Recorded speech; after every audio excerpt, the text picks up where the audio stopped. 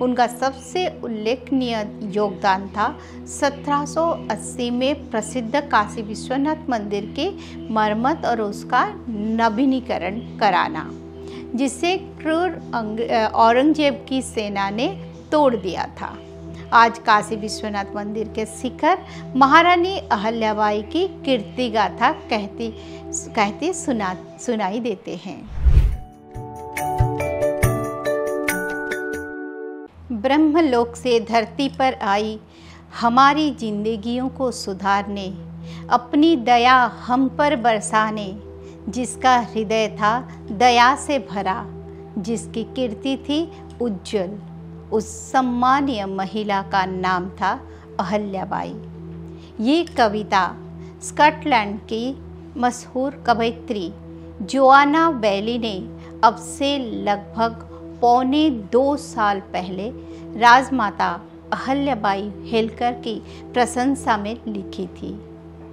Lady Shakespeare के नाम से मशहूर नारी संबंधित विषयों पर लिखने वाली जोआना बैली कभी राजमाता अहल्याबाई होलकर से निजी तौर पर नहीं मिली थी, लेकिन हजारों किलोमीटर दूर स्कॉटलैंड में बैठकर भी उन्हें महारानी अहल्याबाई की कीर्ति ने इतनी प्रभावित किया कि वो उनकी प्रशस्ति लिखने से स्वयं को रोक नहीं पाई। राजमाता अहल्याबाई होलकर मालवा साम्राज्य की रानी थी।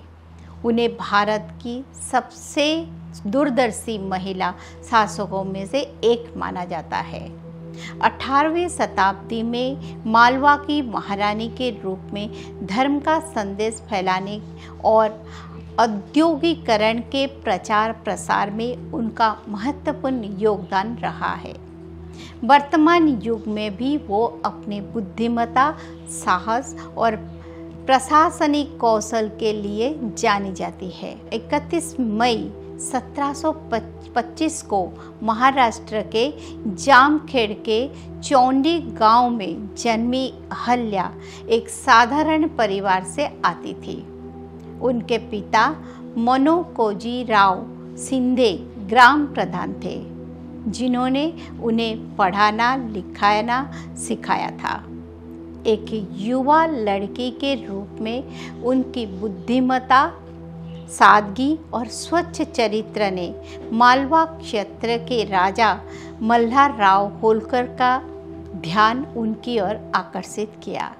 वे युवा अहल्या से इतने प्रभावित थे कि 1733 में जब वे मुश्किल से 8 साल की भी नहीं हुई थी, तब उन्होंने उनका विवाह अपने बेटे खांडेराव होलकर से करवा दिया और अपनी पुत्री की तरह पाल पोस कर बड़ा किया।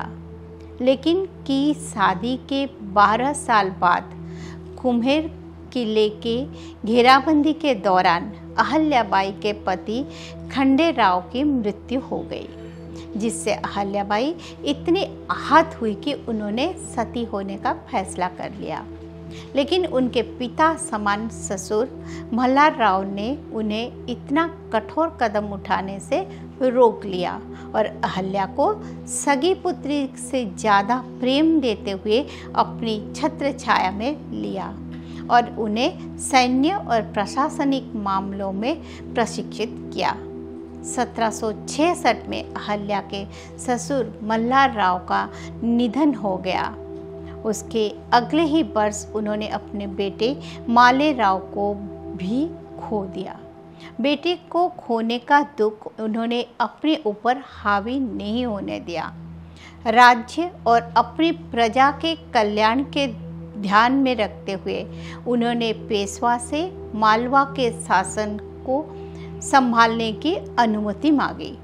हालांकि कुछ लोगों ने इसका विरोध किया, लेकिन महारानी अहल्याबाई को अपनी सेना का समर्थन प्राप्त था। सेना को उन पर पूरी श्रद्धा और विश्वास था, क्योंकि वो सैन्य और प्रशासनिक मामलों में अच्छी तरह से प्रशिक्षित थे। उन्होंने कई मौके पर सेना का नेतृत्व किया था और एक सच्चे योद्धा की तरह युद्ध किया था। 1767 में पेशवा ने अहल्याबाई को मालवा पर शासन करने की अनुमति दे दी।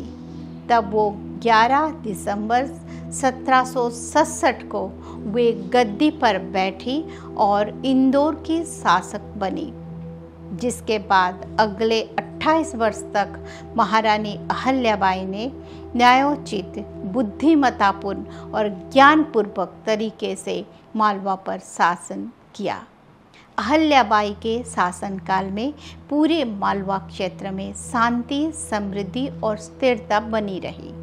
साथ ही साथ उनकी राजधानी महेश्वर साहित्यिक, संगीतात्मक, कलात्मक, औद्योगिक गतिविधियों के एक बेहतरीन स्थान में परिवर्तित हो गई। कवियों, कलाकारों, मूर्तिकारों और विद्वानों का उनके राज्यों में स्वागत किया गया, क्योंकि वे उनके काम को बहुत सम्मान दिया करते थे। अहल्याबाई बेहद दूरदर्शी थे। उन्होंने महेश्वर में वस्त्र उद्योग भी स्थापित किया, जो वर्तमान में अपनी माहेश्वरी साड़ियों के लिए बहुत प्रसिद्ध है। आम आदमी की समस्याओं के समाधान निकालने के लिए अहल्याबाई प्रतिदिन जन सुनवाई किया करती थी। उन्होंने अपना ध्यान विभिन्न परोपकारी गतिविधियों की ओर भी लगाया, जिनमें उत्तर में मंदिरों, घाटों, कुओं, तालाबों और विश्राम गृह के निर्माण से लेकर दक्षिण में तीर्थ स्थलों तक का निर्माण शामिल था। उनका सबसे उल्लेखनीय योगदान था 1780 में प्रसिद्ध काशी विश्वनाथ मंदिर के मरम्मत और उसका नवीनीकरण कराना, जिसे क्रूर औरंगजेब की सेना ने तोड़ दिया था। आज काशी विश्वनाथ मंदिर के शिखर महारानी अहल्याबाई की कीर्ति गाथा कहती सुनाई देते हैं। दार्शनिक महारानी की उपाधि से सम्मानित अहल्याबाई का 13 अगस्त 1795 को 70 वर्ष की आयु में निधन हो गया। उनकी विरासत आज भी जीवित है और उनके द्वारा बनवाए गए विभिन्न मंदिर, धर्मशालाएं के लिए किए गए सार्वजनिक कार्य इस योद्धा रानी की महागाथा की गवाही देते हैं। जय नारी शक्ति, जय जगदम्बा।